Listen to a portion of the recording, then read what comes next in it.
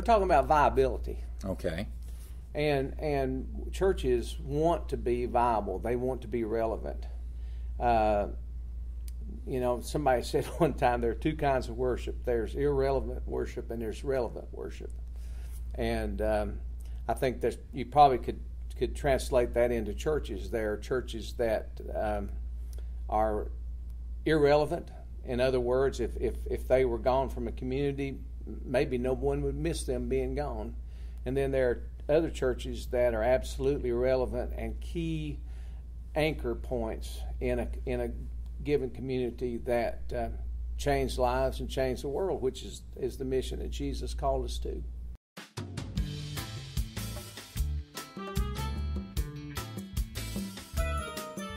Hello, this is Pastor Terry Goodman, and I want to welcome you to the Wesleyan Connection.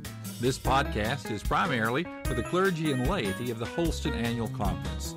Join with me now as I take a look around the connection and share some of the things happening in the churches of our annual conference.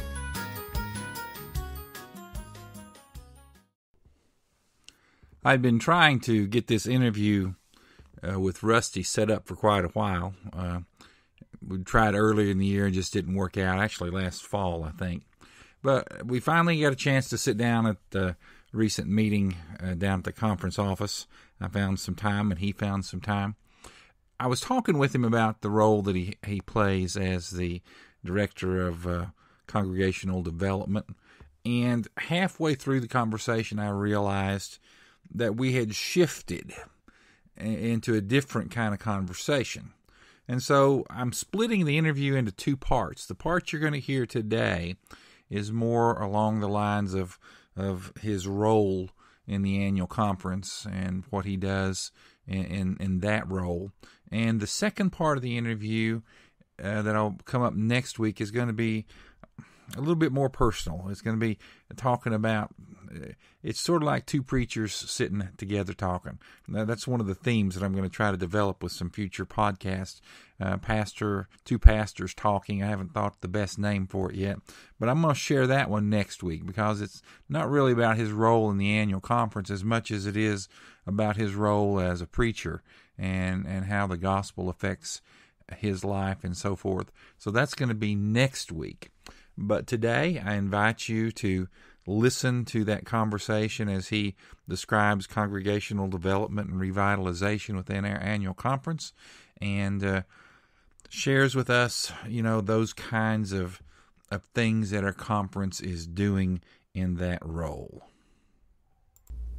Okay, I'm here today with Rusty Taylor. What exactly is your job title around here, Rusty? I am the Director of Congregational Development and Revitalization. Sounds like a good title, but what does that mean? Well, it means that my office has two focuses. One is to try to find those places where we can start new congregations. And the other is to help churches that have potential for growth to find new ways and to be revitalized. We've got projects all over the conference in Virginia to Sequatchie Valley and everywhere in between. So how do you determine that we need to put a church in place X versus place Y? Well, we have a resource called Mission Insight, which gives us all the data as far as the demographic information, the population, the racial makeup of the population, even down to the incomes of people. And as you look at that, talk about that, you begin to see that there are places where we could develop congregations. And of course, a couple of our projects that we have helped to birth has been Out of the Box up in Hillsville, Storefront Church that came out of First Hillsville, and then Shades of Grace in Kingsport there on Sullivan Street.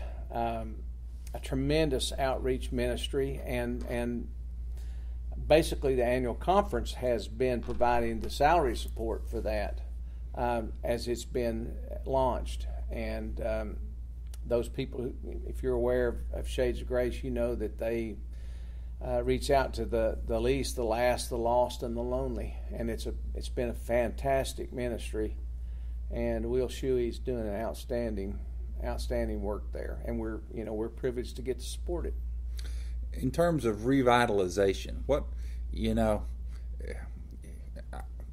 this may not be the right word, I think facelift. We're not talking facelift. We're not just talking about a superficial kind of change in the church. We're talking about viability. Okay. And churches want to be viable. They want to be relevant. Somebody said one time there are two kinds of worship. There's irrelevant worship and there's relevant worship. And I think that you probably could translate that into churches. There are churches that are irrelevant. In other words, if they were gone from a community, maybe no one would miss them being gone. And then there are other churches that are absolutely relevant and key anchor points in a given community that change lives and change the world, which is the mission that Jesus called us to. Okay. So how does a conference help a church revitalize? Well, we do all kinds of things. We make grants for adding a staff person. A lot of times what you have in a church is that you have potential, but they don't necessarily have the resources to be staffed for optimum mission. We do salary support in some places to give churches a reboot. We make grants for. We want most of our grants to be for mission and ministry, not necessarily for repair or upkeep. Now, we've made a grant to a congregation up in Gay Lacs. They don't have indoor plumbing, and they established several years ago a No More Outhouse campaign, and we made a grant for that because that seems like something that would be important for a congregation, would be to have indoor plumbing and to have a restroom facilities there. So it goes all across the spectrum of what churches need, and there are some churches that just need a little boost, and that's what the resources of the annual conference do is to try to help those places get that boost for them to be relevant and viable. Now, years ago, I remember something called the Builders Club. Do we still have that? We still have the Builders Club. Okay. How does that that's providing you a pool of money? That's part of the funding that we have available. The Builders Club kind of slipped off the radar for a while, but we brought it back, and I've been trying to promote it. It's not to the level that it was in the early days, but the reality is that if we're going to build new churches, if we're going to have those resources, then we're going to have additional funding through the Builders Club. That's one of the only other choice is put it in the conference budget somehow and absolutely. Say, and that runs into issues in and of itself. It does,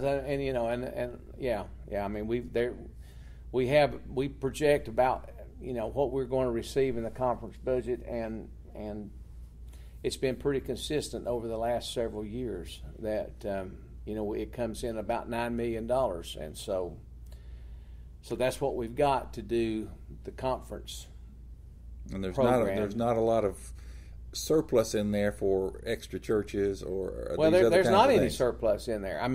Congregational development gets about $400,000 of that $9 million, but we could use 3 times that much. I'd go 4 or 5 times that much. Yeah, based on the requests that we get. There's all kinds of opportunities that we have to help resource churches, and one of the limiting factors is what we have available that we can use. Now, several years back, the denomination did some kind of study, and I think the results said that about 85% of the churches that are Methodist are on a plateau, and leaving 15% that are growing and vital and stuff. You think that's true with our particular annual conference, or are most of our churches plateaued, or are we edging more toward 80-20 or 75-25? Well, I'll give you this number. In 1960, we just got these statistics. In fact, they'll be in the annual conference report. We had 199,000. In fact, the most that we had, I think, was talking about population in the churches. No, I'm talking about 199,000 members. Okay. I think it bumped up. The highest was, I believe, in 1963. I'm not absolutely sure of those dates, but at the very at our apex. Yes, it was almost 200,000. Now we're down to 162,000. So you can see that in that 56 years that we have decreased in our membership and in our participation in churches. There's all kinds of reasons. You know this, is that the largest segment of our population now say that they have no religious affiliation. They call the nuns. Mm-hmm. You know, what's your religious affiliation? Have none. And so that dynamic in and of itself is a contributing factor. But the other side of that, if we understand our mission to be evangelistic, to reach out to people who have no religious affiliation, who have no understanding of God's love and mercy and grace, if we see that as an opportunity, I mean, when Jesus said that the harvest is plentiful, but the laborers are few, it's never been more relevant. Those words have never been more relevant than they are today, particularly within our conference. Again, I want to remind you that this was part one of an interview that I broke into two parts. Next week, we're going to be talking more along the lines of what it's like to be a pastor, especially what being a pastor meant to Rusty. You know, he's been out of the pastoral role for a few years, but in talking with him, there is a pastor's heart there that you need to hear, and that's the kind of things that we'll be talking about next week, next Wednesday at 8 a.m. Join us then. This is Pastor Goodman.